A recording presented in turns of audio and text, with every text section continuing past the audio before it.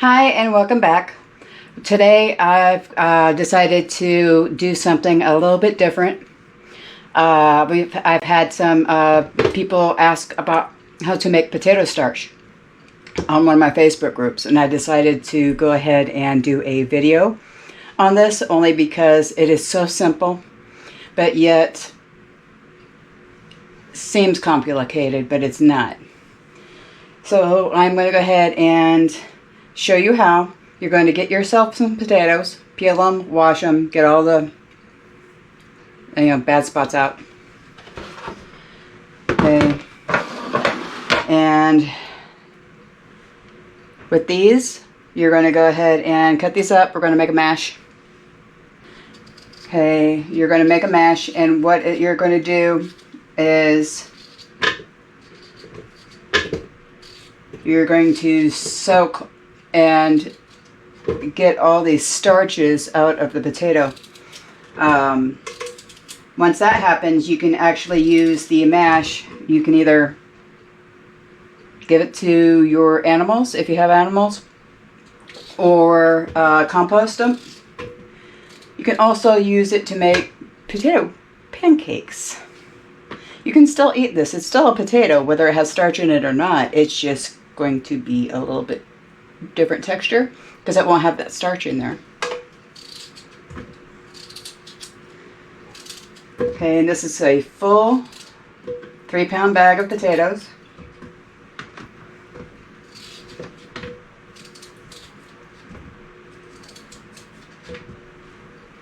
And we're going to do these in 2 batches.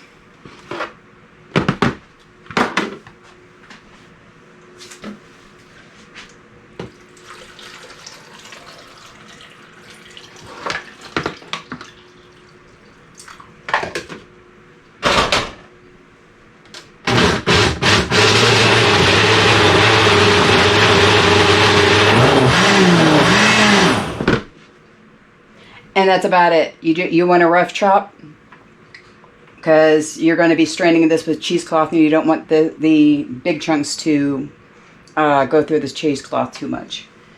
So you're going to do that.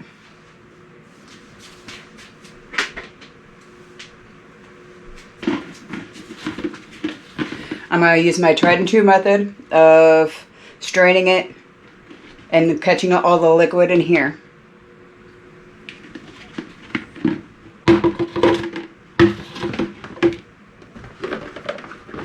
In the meantime, while I'm getting all that liquid together, because I'm doing this in batches, I'm just going to put it in the bowl for now.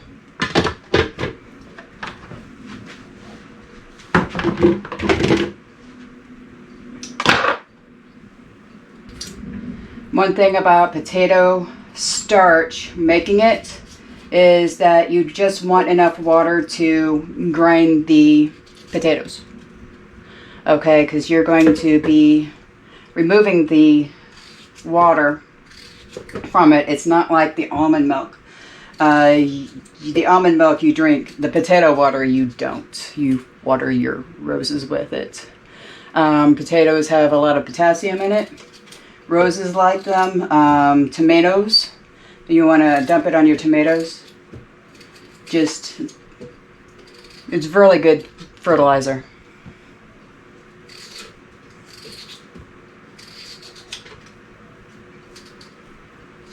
Looks like we're going to do this in more than 1 batch or 2 batches.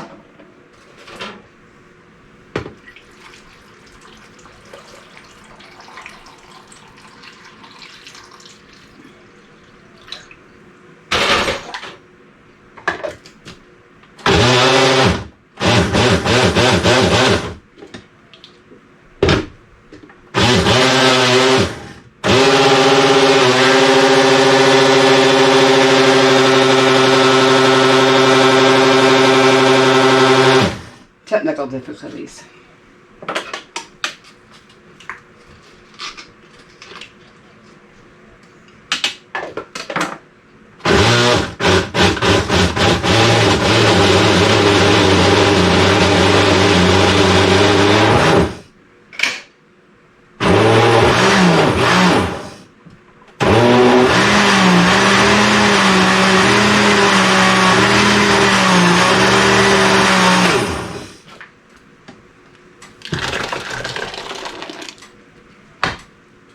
And here we're going to go ahead and strain the mash. We want to keep the liquid.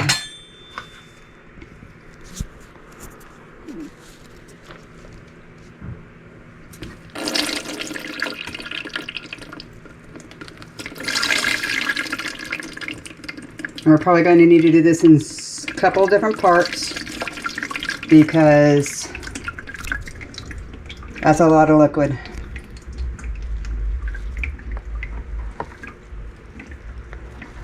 So I will be back after I have everything separated. Now that we have everything separated, we have our liquid, which if you take a look, it's kind of brownish pink. That's normal. There's a lot of starch in here to be able to separate. Whenever you drain off the water, after this sits a while, then the water starts becoming clear. And then you have all this potato, which you can make hash browns. Those come in mind. You can make potato cakes. You can make mashed potatoes. Still don't recommend this for anybody who's diabetic or keto, because there's still starch in here and it will still raise your blood sugar and it will still knock you out of ketosis. This is for anybody who has a regular diet. If you're gluten-free, this may help you. But I would actually recommend this not to be for anybody with any health issues, like diabetes. And this will not help with weight loss either.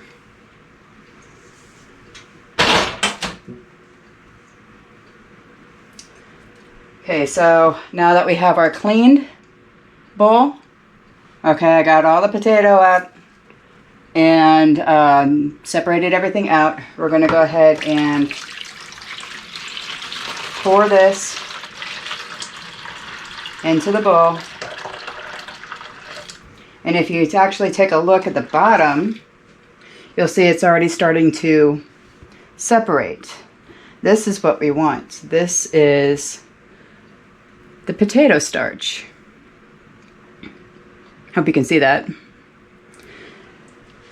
So we're going to go ahead and break this up best we can, because we want it at the bottom of that and not this.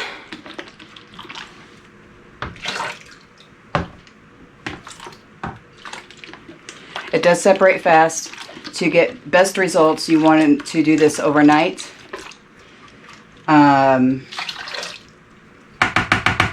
But it won't take about a couple hours. Just keep an eye on it. Keep it covered with the towel, so that way nothing gets in.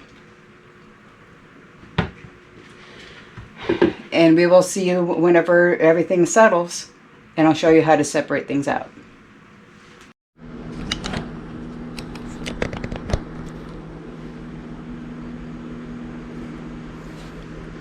Three, two, one.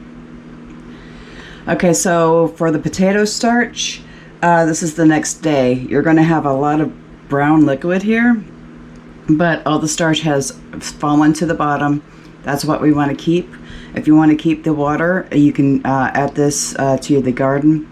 It will help with the fertilization. What I'm going to do is I'm going to save this and go ahead and put it in my fertilizing water barrel that's in the front yard, that my rain catcher. I'll put the worm liquid and any other fertilizers that I can in that bucket. That way I can use it as a fertilizer bucket, and then water accordingly with the garden hose. So let's go ahead and see if I can get this a good shot here.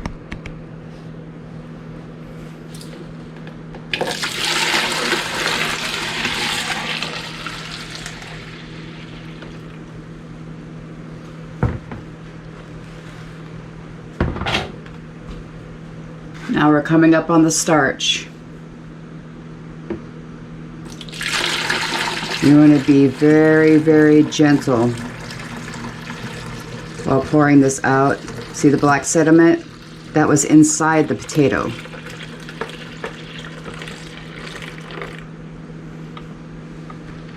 And this is the starch.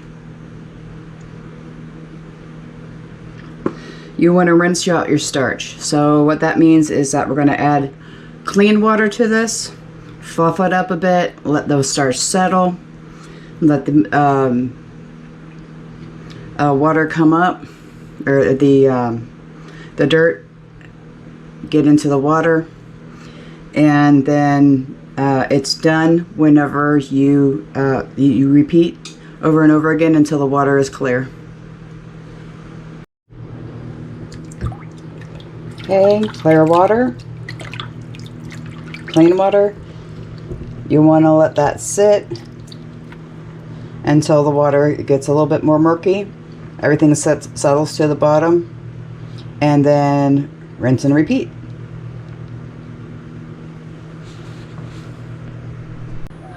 Okay, so we have gone ahead and got our final rinse.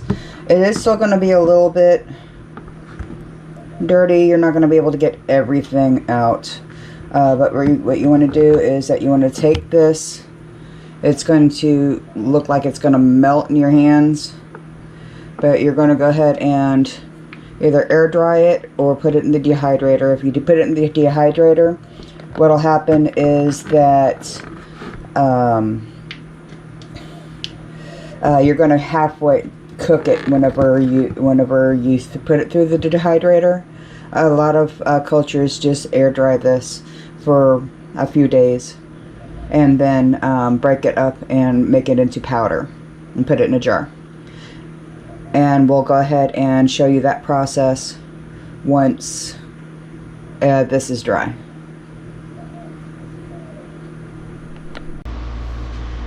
Okay, so it's been a few days since I've started drying this. It actually was done the next day. I just left it to completely dry. You don't need a dehydrator for this, but if you want to put it in the dehydrator, you can. It is completely, it broke up by itself. It's not one huge sheet anymore. So what we're going to do is that we're going to go ahead and put this in a jar. And then I'm going to go show you how to use the potato starch. Starch is different from flour. You don't add starch to hot liquid. It will cook. The starch will cook immediately if you put it in hot liquid, as well as you get lumps. Unless like you like lumpy gravy or soup or anything like that, please add this to cold water.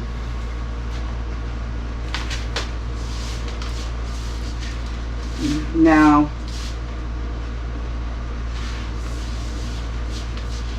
that was about 3 pounds of potatoes. 3 pounds. Got about a cup and a half.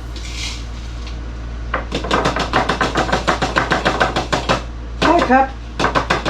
Cup to a cup and a half of starch out of that. Your yield is not completely magnificent, but it's one way to stretch your potato, because you still have the potato that you can use for mashed potatoes. It just won't be as starchy because it's all right here.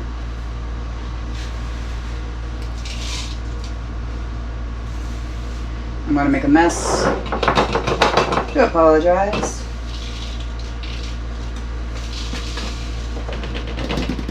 There we go.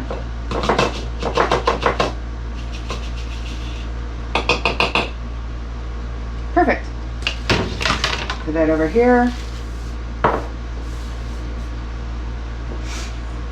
So that's about a cup-ish of potato starch. You can use this as thickener for anything. But, excuse me.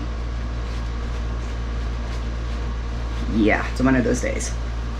So what we're going to go ahead and do is we're actually going to make a cheddar, broccoli, and bacon soup for Grandpa whenever he gets home from work. So let me go ahead and show you how this is done. Okay, so first thing we're going to go ahead and do is open up some chicken stock. You can use vegetable stock, you can use beef stock, anything, any type of stock that you have around.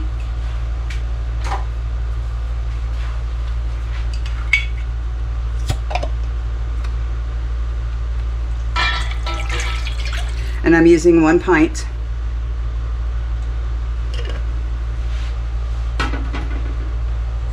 We're going to go ahead and warm that up. But while we're warming that up, we're going to add our spices. This stock, I do believe, does not have any salt in it. So we're going to add some salt. We're going to add some onion.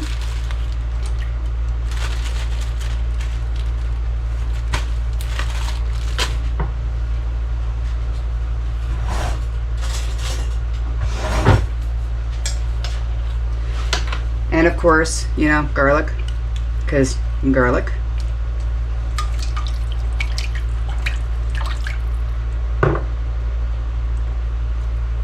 Now that has no salt in it, so we're going to go ahead and add about a teaspoon.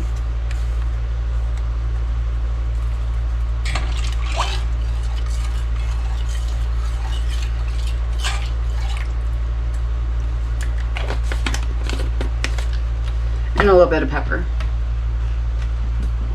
Just a little bit. Enough to taste.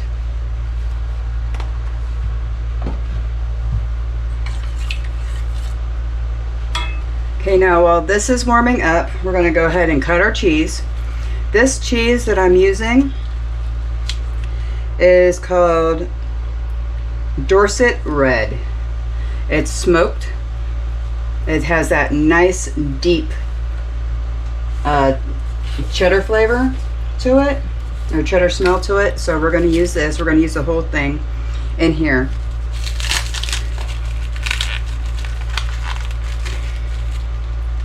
But we need to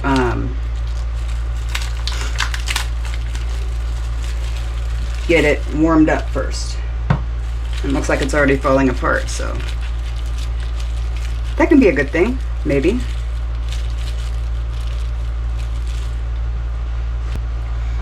We're going to want the cheese into small chunks. Shred it if you can. That this looks like it's going to just fall right apart.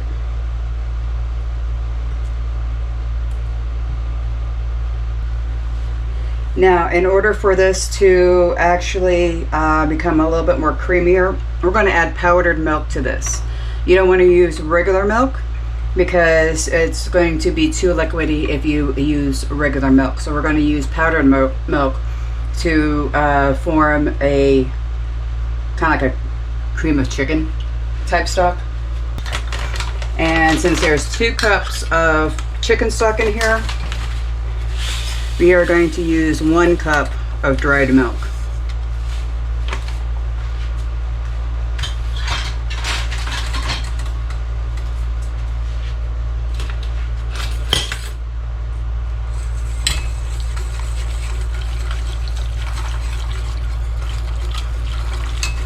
Now the milk's not going to thicken it. This is just to make it a little bit more creamy.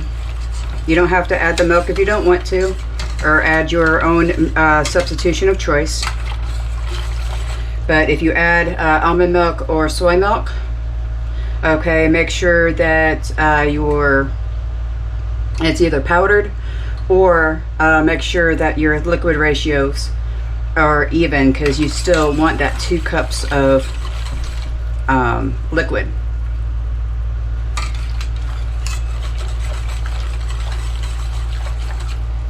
Now you can see this is getting hot.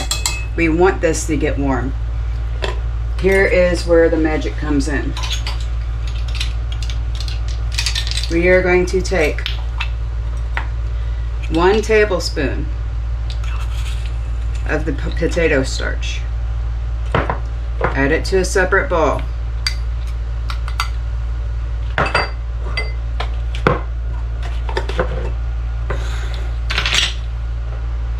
Add a little bit of water to this. It doesn't need to be much. About that much. Not even a quarter of a cup.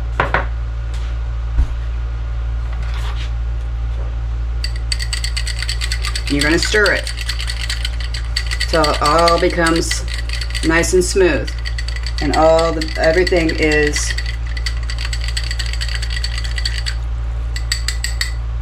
mixed together, just like that, nice and white. You do the same thing with cornstarch, tapioca starch, any other type of starch out there. Okay, the flour, wheat flour is a different animal, and it cooks differently.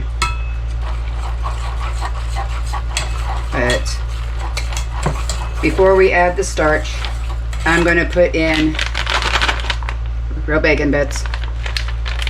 I'm doing this the quick and easy, lazy version. I don't have time to cook the bacon and to crumble it. I don't have time to do a lot of things.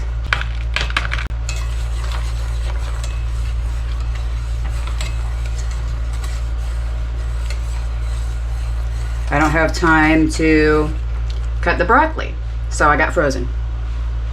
Absolutely nothing wrong with frozen. In fact, I think frozen is a little bit cheaper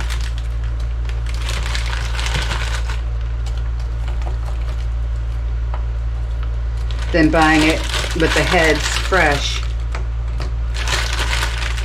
And you want to get the florets for this.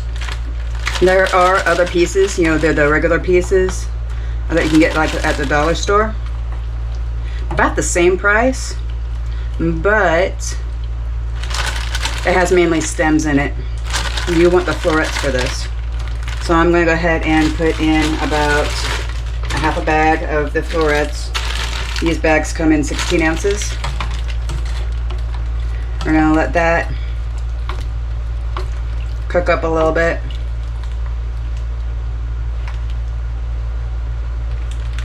Now there's a reason why I wanted to go ahead and do this real quick, is that I am going to do one more rinse on this. It's a little bit too gray for me. There we go.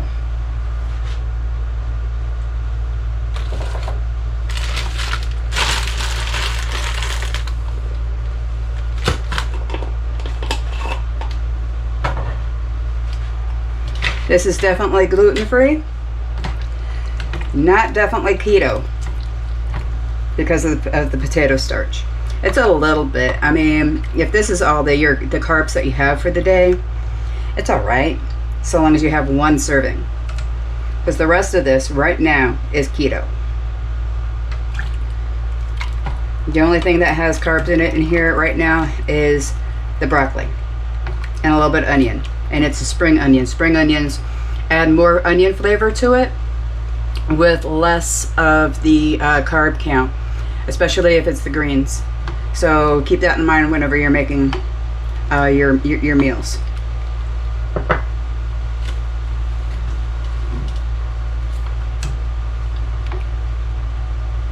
Okay, now that has thawed out the broccoli a little bit, I'm going to turn it up.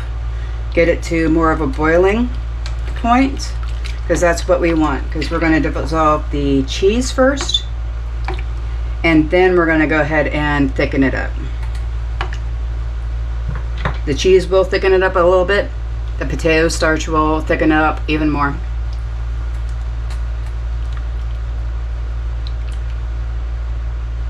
Now if you want a complete keto broccoli soup, all you have to do is add the cheese and then just add more cheese, and then let the cheese make it gooey and thick.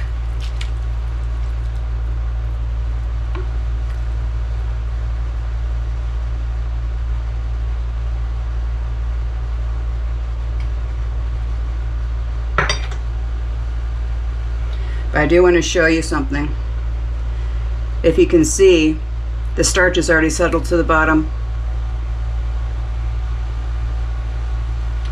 And am going to need to stir this up a little bit more.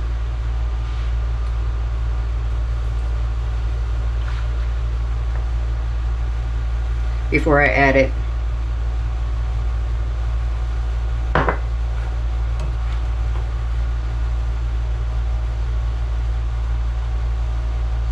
Now this doesn't take long. This is maybe a 10-minute project. Okay, and that's getting all the everything together.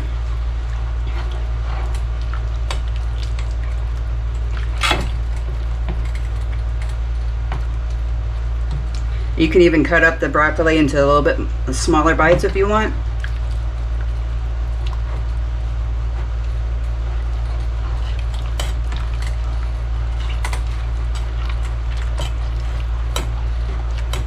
But I'm not fishing them out. Okay, so that's nice and hot, nice and steaming. Let's go ahead and melt the cheese. Love that amber color. Nice dark burnt orange. And the smell is fantastic on this. It's definitely, it's kind of like extra sharp cheddar. And it's perfect for adding to things. I like making this type of soup. Now, you want to go ahead and make sure that all the cheese is melted first before you add the cornstarch.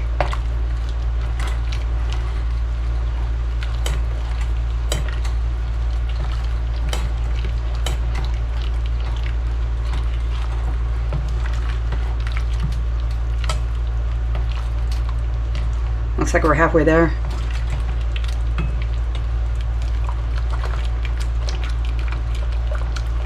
See how orange that got real quick? You want to keep stirring it.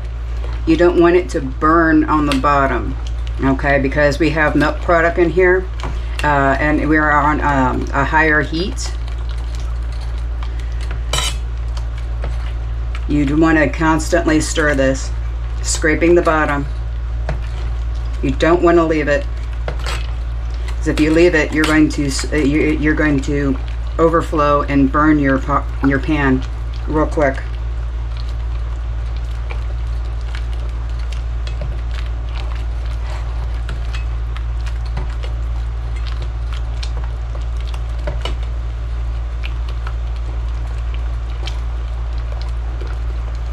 Okay, that looks like it's pretty integrated in there. So now what we're going to do, re-stir up the potato starch, and while that is boiling and bubbling, we are going to add the potato starch. Now watch.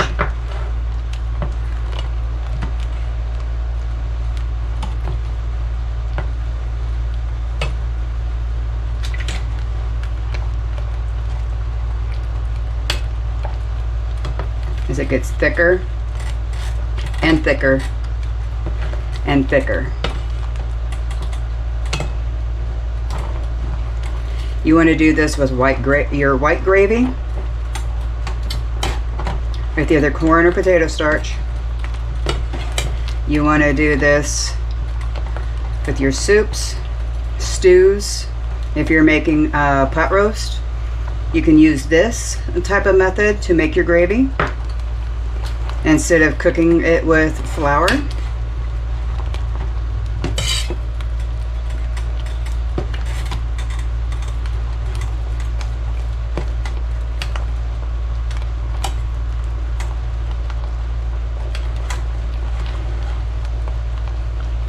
And it looks like we are thick enough for soup.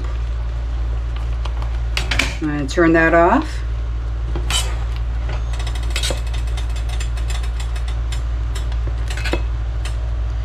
Now, generally for if you're going to make regular gravy, it's 1 tablespoon per cup. We're making soup, so it's 1 tablespoon per 2 cups of liquid. That will cool down. And that will be dinner for Grandpa,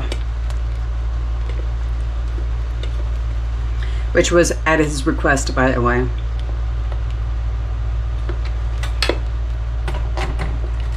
Okay, I hope you enjoyed. If you have any questions or comments, go ahead and ask in the comments section below. I will go ahead and answer anything that I can, okay?